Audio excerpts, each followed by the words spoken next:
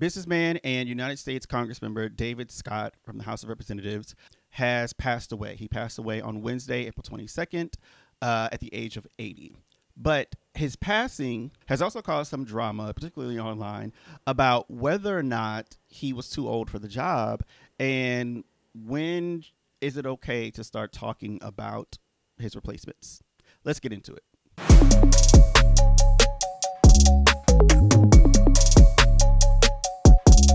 Hey, what up, Deportive Newsies? I'm Skylar the Writer. So glad to be here with you.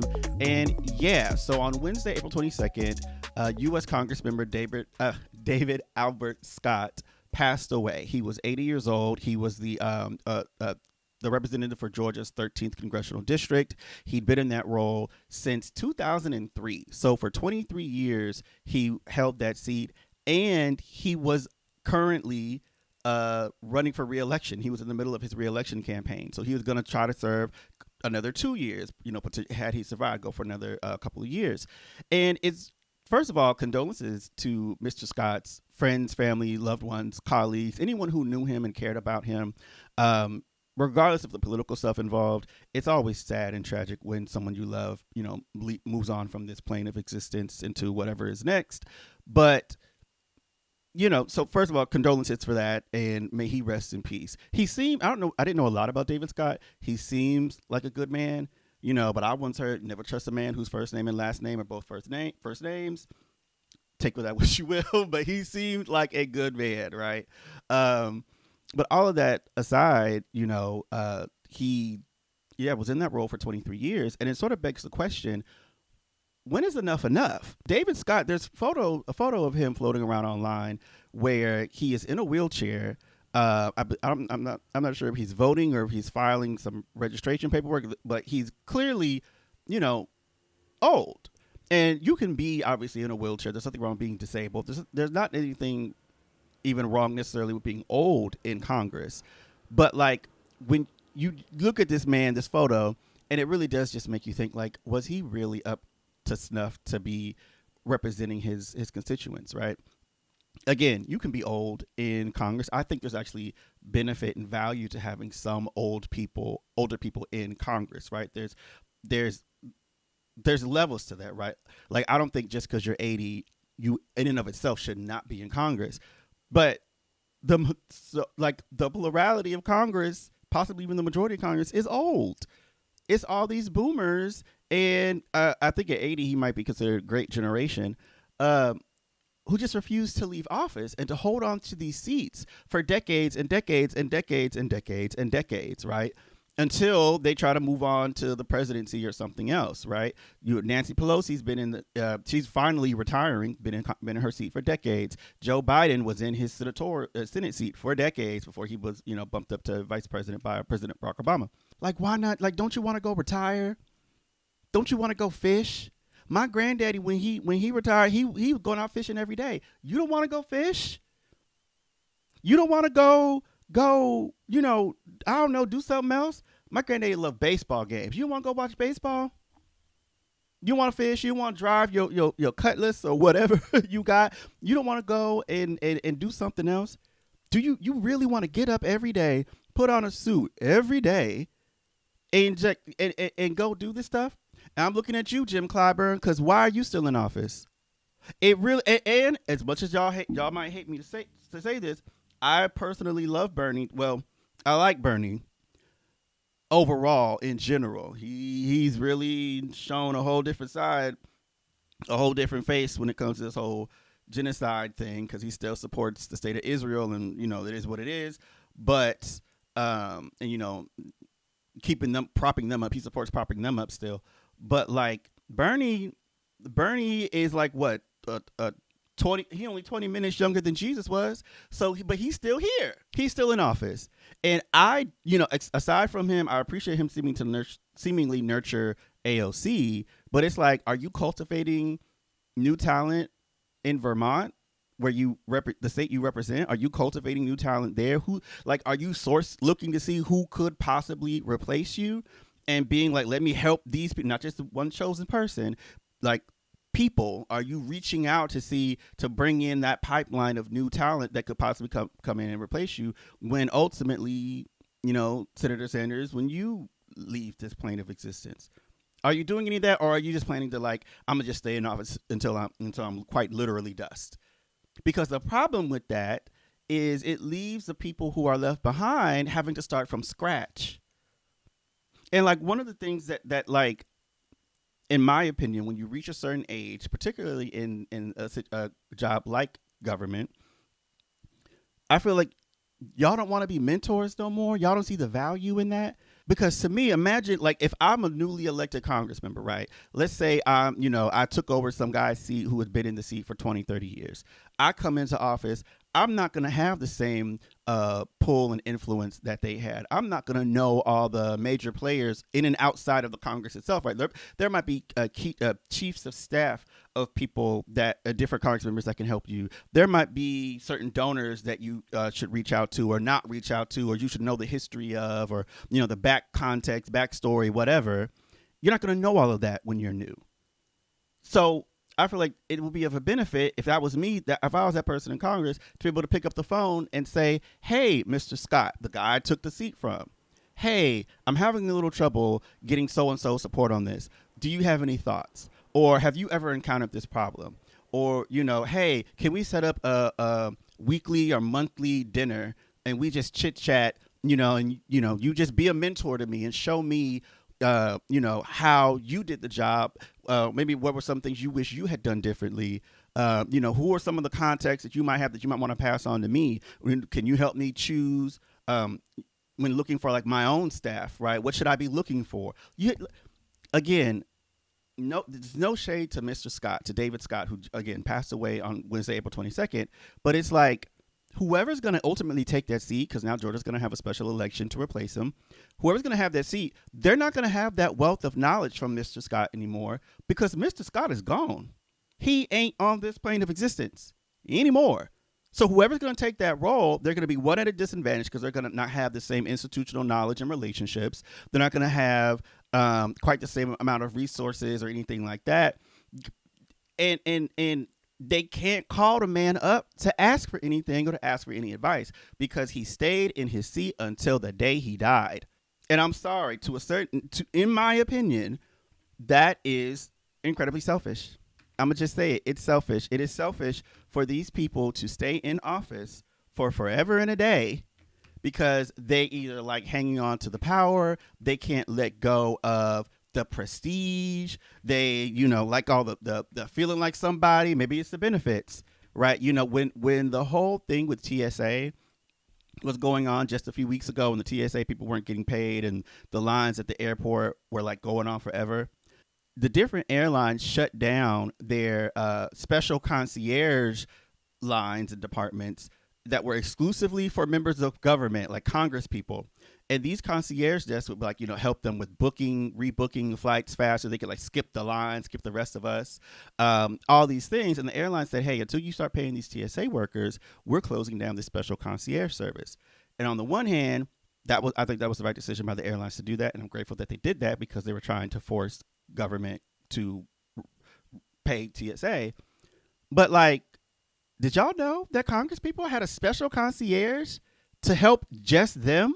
Like anybody who's ever been late for a flight or had to be rebooked for a flight or there was a delay or whatever, and you've had to like stand in line and be there for potentially hours and go through all that stress and drama. Did you know Congress could just go to a special concierge desk and just bypass all of us and just get zipped through and get all this special treatment? I didn't know that. And so it's like one of those things where I'm like, okay, maybe this is one of the reasons why these people will hold on to their seat for dear life, because you can't let go of that prestige and you can't let go of those benefits. And in their defense, it must be hard to go from special concierge at the airport to now you're just a random nobody. And, your value, your worth is determined by your number of sky miles. The whole thing is just, it's unfortunate. And they need to learn to let stuff go, let these roles go, let somebody else in and do some of the work. But now there's been a lot of drama with people who are like, well, don't say anything or don't talk about it, right? There's always, anytime somebody passes away and if there's something negative about their persona or whatever. If there's any negative connotation, there's always going to be that argument about you should wait, don't say anything bad about the dead or whatever. Well, we have here AIPAC Tracker said AIPAC's 80-year-old representative David Scott, a Democrat from Georgia 13, has passed away. Support anti-genocide candidate Everton Blair Jr. to fill his seat. And then it goes in here and it shows how Mr. Scott, he took almost $331,000 from AIPAC. But then you see the guy was running against him in the primary. Everton Blair has taken $0. So they did this pretty soon. They posted this pretty soon after David Scott passed away. And then you got people like that troll, Representative Richie Torres out of New York. First thing he says is the so-called AIPAC Tracker is attacking a Congress member who just passed away. Truly beyond the pale. I can see the point of like they didn't wait 20 damn minutes before they started posting this. But it's been 23 years. And the United States government Israel has some really gnarly hooks into our government. We don't have time to waste. And part of the reason why we don't have time to waste is because of people like David Scott, who stayed in office past their prime, who wanted to hold on to power and to not nurture a new generation. Imagine if David Scott had retired this last term. Or was even retiring this term, and Everton Blair, he was helping Everton Blair or whoever wants to running for his seat. But now he's not going to have that institutional knowledge. Whoever takes that seat is not going to have that knowledge. And me personally, at this point, with all the BS that we've seen from our government and the BS from helping support Israel's genocide of Palestine and all the needless and ridiculous wars on Lebanon, Iran, Syria, and whatever and so forth. After seeing all of that, no, I'm not about to trip because somebody AIPAC Tracker tweeted some stuff a few minutes or hours after Representative David Scott passed, because he shouldn't have been in office to begin with. And this is the thing, because David Scott, he's out of here. His ticket has been punched. He's out of here. He's on to the next thing. The rest of us, and particularly people in Georgia in his district, are going to have to deal with the fallout, because right now they don't have a representative. There's no one representing the 13th district of Georgia, because they have to hold a special election. They have no representative. That's not okay to me. Apparently he is like the fourth or fifth person to pass away just within within this Congress, right? Within the last year or so. So there was Mr. Sylvester Turner. Yeah, Sylvester Turner, Democrat from Texas 18. He died at the age of 70 on March 5th, 2025, natural causes. There is Raul Grijalva, I hope I'm pronouncing that correctly, Democrat from Arizona, 77, passed away on March 13th of 2025 of lung cancer. And there was Jerry Connolly, Democrat from Virginia, representing the 11th District of Virginia. He was 75 and died on May 21st, 2025 of esophageal cancer. And I think also, too, there was even a Republican who passed away, Doug LaMalfa. I hope I'm pronouncing that right. He was 65, a Republican from California. So, yeah, we could say something's appropriate, inappropriate, whatever. But at the end of the day, y'all, retire. But anyway, that's the news. Let's get into what you can do about it. The first thing you can do is, if you live in Georgia's 13th district, is look to see who your other who might be running in this special election, right? And one person we know is probably going to be running is going to be Everton Blair. I'm Everton Blair, and I'm running for Congress in Georgia's 13th district. My parents came here from Jamaica, believing what this country promised. If you work hard, you can live a life with dignity. My mom's a pediatrician who kept seeing kids even when their parents lost private insurance. And my dad's an IT engineer. And my grandfather's a Pentecostal pastor. They taught me two things. One, we take care of each other. And two, when something isn't working, you don't just complain about it. You figure out what you can do to fix it. We're working longer hours and still having to choose which bill to pay late. And in the richest country in the history of the world, that is not an accident. It's a choice to protect billionaires and corporate landlords and sacrifice everyone else. Our congressman has been there for decades, But when we need him in a crisis like this, he's nowhere to be found. No real town halls, no real fight for our cost of living. And we deserve more than an empty chair representing us in Washington. I started as a math teacher, and I ran for school board and led our community through the pandemic. I know what it means to show up, listen, and deliver. Now I'm asking you to build something bigger with me, a movement of workers, renters, seniors, and students. I'm Everton Blair, and I'm asking you to send me to Congress so I can keep fighting for our communities every day. So he's running for U.S. Congress. I'm here on his website. And, first thing when you get there, of course, Democrats are going to ask for money, so you can donate to his campaign if you want to. Election day is going to be May 19th. So if you're in Georgia's 13th district, make sure to vote on or before May 19th. I would recommend, if you have early voting, to do that early. Don't wait till election day, because you know how Georgia and these Republican states like to play games, particularly if you're a black or a Latino or a poor person. So go ahead and vote early if you can. But yeah, here we're going to go into his website. You can sign up for his, get information from him or whatever. But let's look at some of the issues that he supports, right? So he has I love this, his Black Economic Agenda, Blair's Black Economic Agenda. So, we go through his website. What does he think about the economy, right? And so here's the things that he says about the economy. While corporations and billionaires hoard profits, we are working harder, paying more, and making less. This is not an accident. This is the result of politicians and policies that put profit over people. And we see some of the things he wants to do, right? So he wants to invest in Medicare for all, universal child care, quality public education, affordable housing, and also invest in the human infrastructure needed for all people to live their lives with dignity. I'm with that. Increase the federal minimum wage to a true living wage. Hella with that. Love that. Make the ultra wealthy pay their fair share of taxes. Invest in small business and minority entrepreneurship. Stop Wall Street looting. On and on and on. Right? Hold big tech accountable. Workforce innovation and equality. All of these things, and that's just like the economy. We can go here to this tab about healthcare. He says healthcare is a human right, not a privilege. 10,000% agree. So we see what he wants to do for healthcare, housing, all these things here, right? So you can just go to his website, and just see what it is that he's about. So I highly encourage people to do that. And again, you can donate. There's also volunteer things, get involved. So yeah, check out Everton Blair's website. I'm going to put that link in the description. But in the meantime, check him out at evertonblair.com. Again, that's evertonblair.com. And again, I'll put that in the chat. And even if you live outside of the district, you can support him by donating. And again, check out all the other candidates as well. Don't put all your eggs in the Everton Blair basket. See who else is out there, even if they are outside of the duopoly. So you don't have to choose a Republican or a Democrat. You have to vote Democrat in the primary if that's what you want to vote for. But check out politicians from if there's a Green Party candidate, if there's if you're a conservative or libertarian candidate, if there's someone who's just independent or DSA, Democratic Socialists of America, whatever. You don't have to choose only between Democrats and Republicans.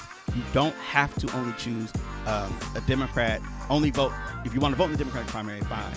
But you don't have to stay with the Democrat. You can, in the general, you can vote for whoever you want.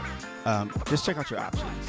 And you could, for instance, you want to learn about the Green Party, you can Google Green Party Georgia and see if they have any candidates running for this election. On and on and on. I'll put some links in the description.